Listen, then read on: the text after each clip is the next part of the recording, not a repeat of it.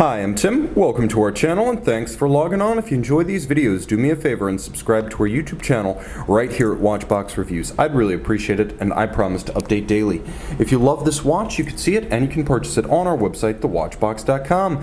And today we are discussing a lovely 2019 500-piece limited edition from Grand Seiko, part of the Sport Collection. This is the Spring Drive GMT chronograph SBGC231. A big watch, 44.5 millimeters in titanium. You can see it's anything but a conventional round case. This is a polyhedron case form, Zaratsu polished in titanium as only Grand Seiko's artisans and artists can conceive them. Now on my 16 centimeter circumference wrist, you can see it is a huge watch. And I would say, in all honesty, don't wear this watch on a wrist smaller than 15 centimeter circumference because it is just that big. Even though the grade 5 style titanium does have a wonderful lightness to it, eyes closed it feels smaller, but eyes open there's no denying the size. It's 17.1 millimeters thick. Now you can see that there's actually a little bit of a shaping of the case to wrap around the wrist, so ergonomically it works fairly well, and remarkably, lug-to-lug, the watch is only 49.9 millimeters, so it's not for overlap of the wrist at the edge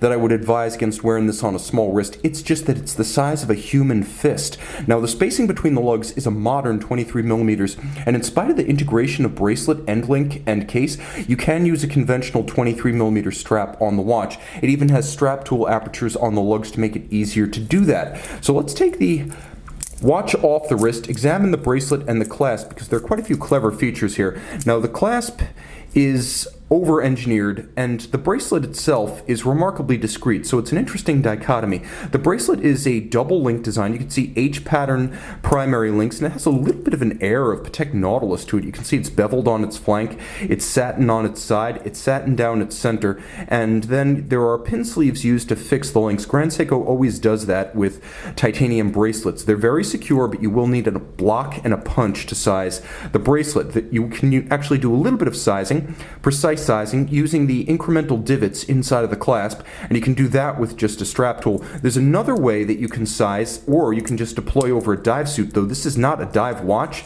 It does have a fascinating dive deployment system whereby you can actually lift two tabs that are inside the clasp, and then you can incrementally adjust to about, I would say all told, probably about 25 millimeters or an inch. Now the interesting thing here is you can actually use the system while it's on the wrist, so there's no need to risk droppage while in a marine environment. You can make those adjustments on the fly. Note that there's both a clamshell and a trigger system and an extension. This is why I say that the clasp itself is a little bit over-engineered. It's a very solid system and very secure.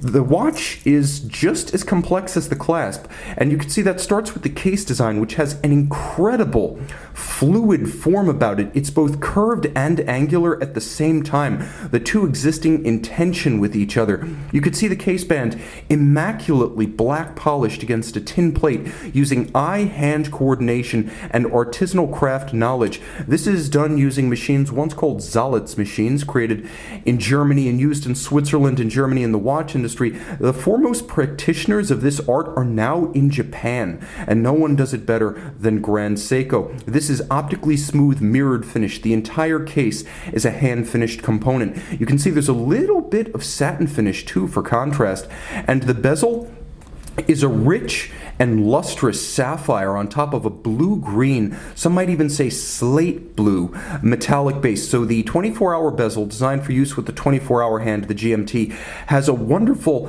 luster to it brought about by the cap of sapphire, so you can never scratch the bezel itself. It's very scratch resistant, as there's the sapphire over the dial, and then there's the sapphire over the 24-hour bezel, and it gives it a little bit of a look of a Blancpain 50 Fathoms. Now give ourselves a bit more light, get a little bit closer to the dial. You can see the rusticated texture that's been created in a sort of dark brown bronze designed to evoke the topsy-turvy hair of a lion's mane. You can see the striations and the strokes and the grain in every which way, every direction overlaid to create a remarkably dynamic dial. Now it does need hard light to fully explode, but you can see it glowing in my light box.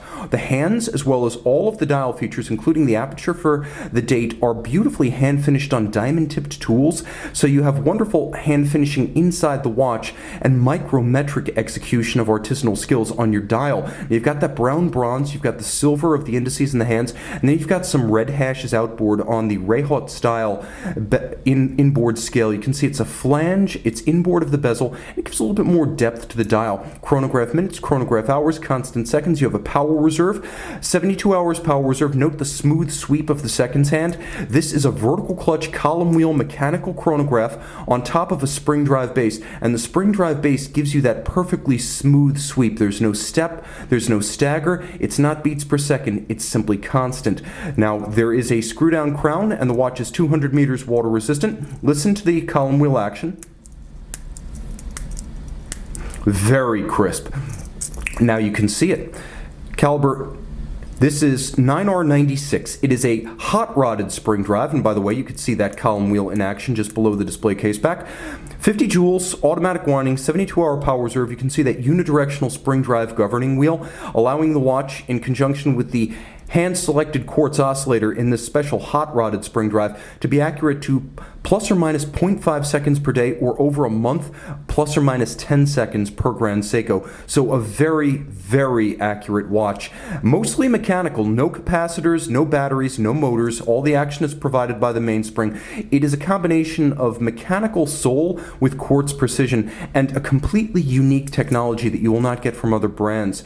Now you have that 12-24-hour dual time function. You also have stop seconds, and of course you can see a limited edition of 500 pieces. Featherlight and titanium, though big and imposing on the wrist, this is a watch that is larger than life in every way, and a wonderful way to celebrate 20 years of spring drive technology. And keep in mind, this is automatic spring drive. Automatic spring drive's only been around since 2005. See this larger than life Grand Seiko and make it yours on the watch box. Grand Seiko Anniversary Chronograph GMT.